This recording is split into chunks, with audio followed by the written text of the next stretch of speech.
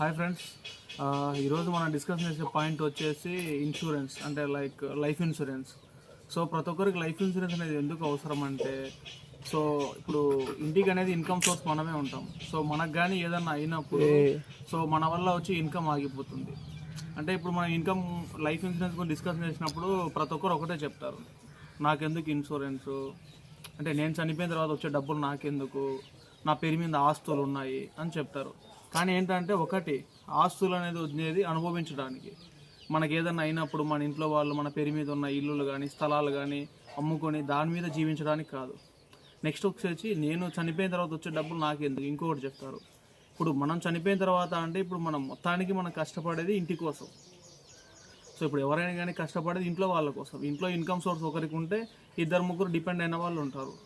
So ఒకసారి ఆ income వచ్చే పర్సన్కి ఏమన్నా అయితే సో తర్వాత ఏమవుతుంది, సో దీనికోసమనే సో మనకి చాలా కంపెనీస్ తక్కువకే ఇస్తున్నాయి. టర్మ్ ఇన్సూరెన్స్ కానీ లేదా లైఫ్ ఇన్సూరెన్స్ సేవింగ్స్ ప్లాన్స్ ఇస్తున్నాయి.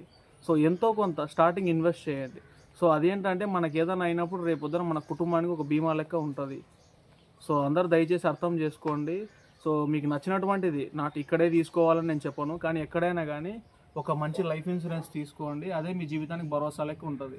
ఇప్పుడు ఎలిజిబిలిటీ ఉన్న వాళ్ళకి టర్మ్ ఇన్సూరెన్స్ వస్తుంది 50 లక్షలు కానీ కోటి కానీ, లేదా అవైలబుల్గా లేని వాళ్ళకు అంటే చదువు లేని వాళ్ళకి కానీ వీళ్ళకి చాలా బ్యాంక్స్ సేవింగ్స్ ప్లాన్స్ కూడా ఇస్తున్నాయి. అంటే ఇయర్లీ ఇలా కట్టేవి.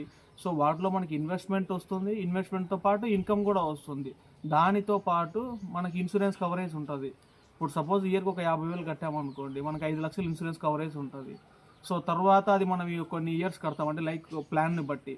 తర్వాత ఇంకొన్ని ఇయర్స్ వెయిటింగ్ పీరియడ్ వస్తే మహా అంటే ఒక 15 ఏళ్ళకంతా మనం కట్టిన డబ్బులకి సో రిటర్న్స్ వస్తాయి.